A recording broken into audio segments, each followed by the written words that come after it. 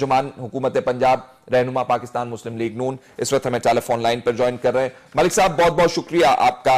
मलिक साहब सबसे पहले ये बताइए, पंजाब हुकूमत ने क्या हिकमत अमली तय कर रखी है इस रिपोर्ट के आने के बाद, क्या समझते हैं आप लोग?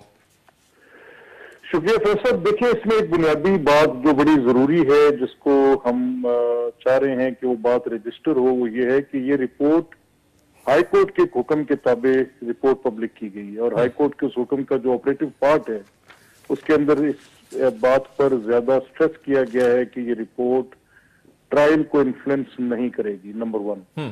सेकेंडली, जो सेटल्ड लीगल पोजीशन है, पिछले 200 साल से ये लीगल पोजीशन है।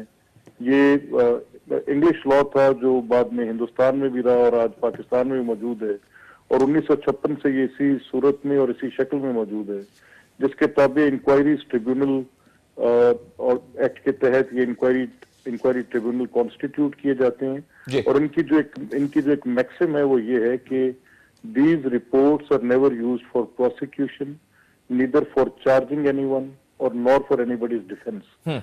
तो ये इसकी लीगल पोजीशन होती है और इसमें अगर ये इस रिपोर्ट को इक्वेट किया जाना लगे उस एविडेंस के साथ जो कि ट्रायल कोर्ट का हक होता है और ट्रायल कोर्ट का इख्तियार होता है, तो फिर उसके साथ काफी सारी खराबियां पैदा होती हैं, जैसे आज के सिस्टम में हो रही हैं।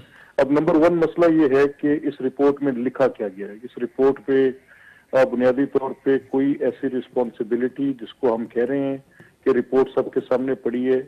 अब दो अफराद के ऊपर मसला था। एक मसला था राणा सनाउल्लाह खान पर कि उन्होंने वो मीटिंग की और उस मीटिंग में उन्होंने ये ऑपरेशन ऑर्डर किया कि वो जाएं और वहां से इंक्रोचमेंट के खिलाफ ड्राइव करें और उस इंक्रोचमेंट की ड्राइव में वो अपना करें जाके कि ये जाएं और वहां से बैरियर्स को हटा दें।